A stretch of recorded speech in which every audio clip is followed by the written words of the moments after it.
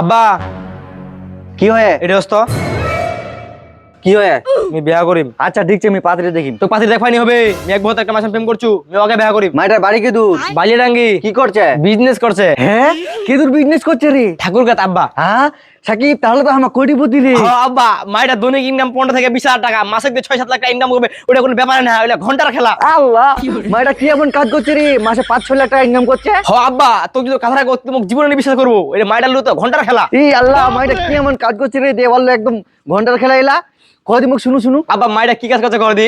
হো বেটা কত তাড়াতাড়ি ক আব্বা মাইটার কোনো পরিশ্রম নাই, কোনো প্যারা নাই কাজত। আরে তুই তাড়াতাড়ি ক বাইনি মতো আর তো সইনি মাইটার কাম হল ইমো ফিলিং স্যার।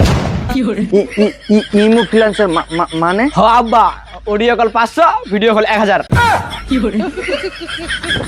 হারাম জাদা